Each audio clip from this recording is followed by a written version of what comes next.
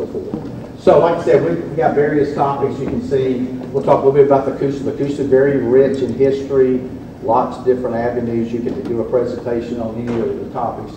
And then we'll talk about the Neely Henry. I think you wanted to find out, you know, some people. How many people have recently just moved into Neely Henry or gotten a lake lot? Y'all been long timers, or so y'all moved in? So some of you have used to the history, but a lot of people move into a lake or other parts of the country, other parts of the state. So it's a little bit how the Neely Henry was constructed. Shoreline permitting, I've kind of talked about. We'll talk about that. And then we have a responsibility with our license that we get from the Federal Energy Regulatory Commission to manage cultural resources. I will just say, in past years, some of these requirements we did not have to meet.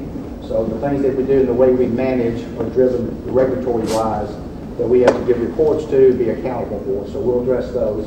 And then certainly at the end, I will say, you know, at the end of the presentation, even tomorrow, if you have a question, we can work it out, you know, with a question emailed to us, and we'll be more than glad to accommodate. You may not think of a question until you get home or whatever.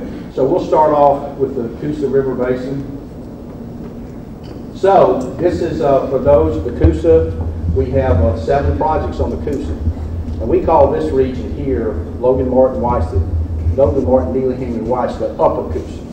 And in the Lower Coosa, it's Lay, Mitchell, and Jordan Bowden. Now, for those, the Lower Coosa, as you can see those, and y'all may have taken advantage of some of the fishing or whatever recreation. The Lay, Mitchell, and Jordan, they were all done in the 20s, and they're run of the river. If you lived on that lake, your reservoir level will not fluctuate more than a foot a year. So you got a steady elevation. But we run that, when we run from the upper all the way down, we'll run and generate. We don't use it as a storage like we do the upper. And we do have Bowden. Bowden is adjacent to Jordan. Some people say Jordan, but I'll go back to show Jordan, so it's Jordan. It is with an O. But Bowden is a man-made canal coming off the Coosa River, built a separate plant, and we've got a man-made tail race that goes in and attenuates into the Alabama River. So those are lower, but for this particular one, you can see Neely Henry is the middle one. And all these, Logan Martin, Neely Henry, Weiss, are storage reservoirs. And for those who like to, you realize particularly, more so on Logan Martin and Weiss, that we drop it down during the winter. Springtime comes, we raise it.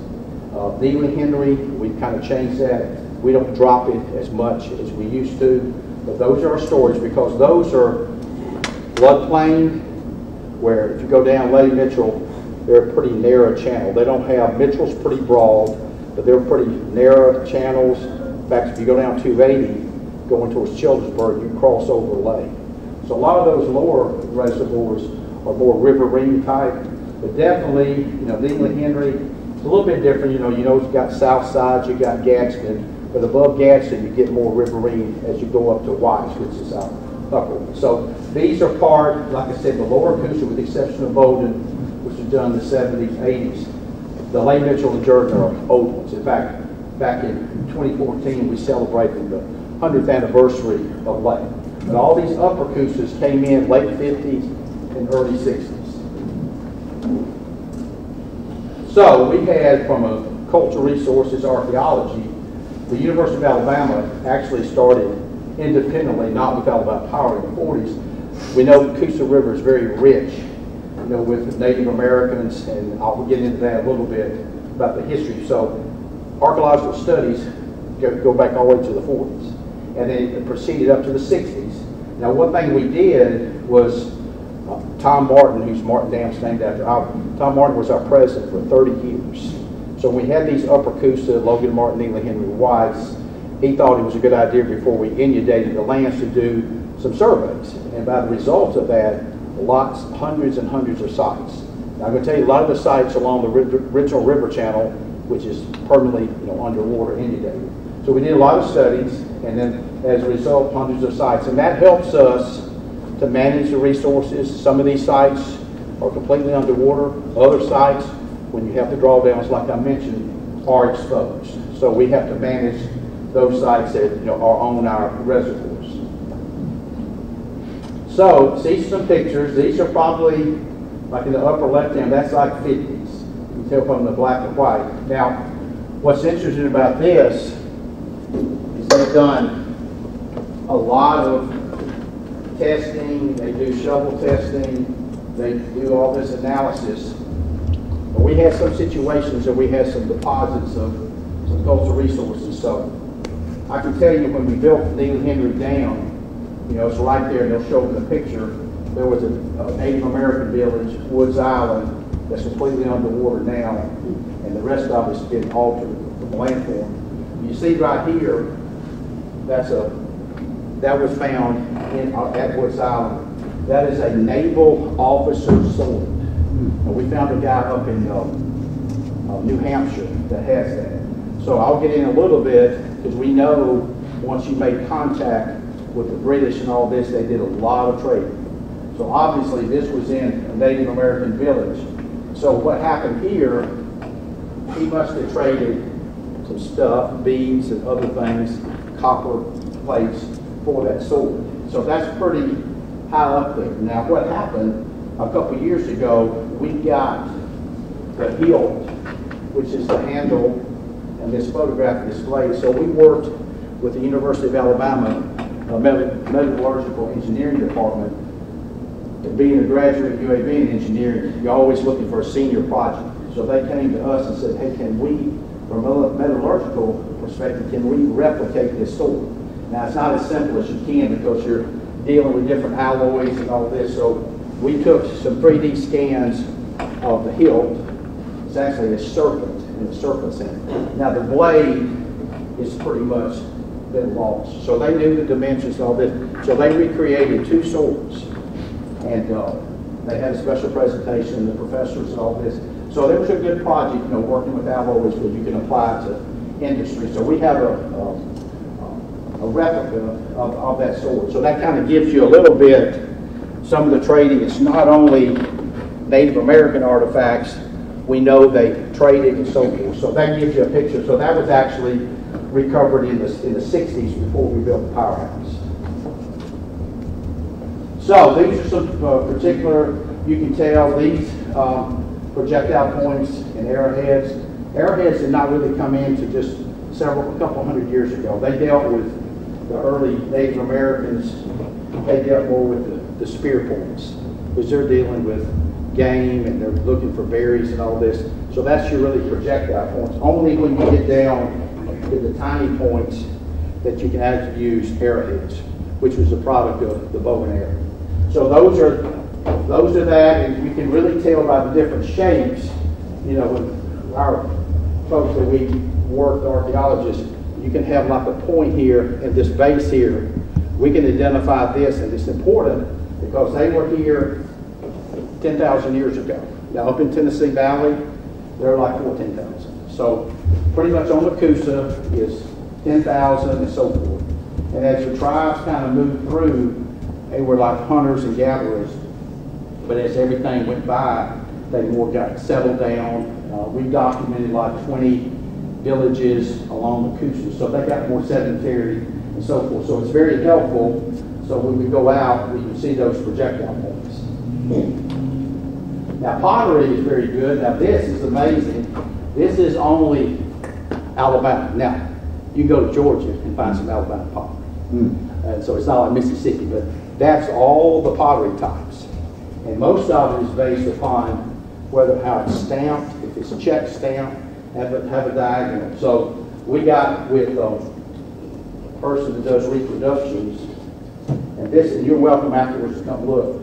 This is pretty ornate with the design. Now, all these came out of the Coosa. These are reproductions. But we have access to these pots. So the lady came down, took a lot of 3D imagery and scans, and she created these pots.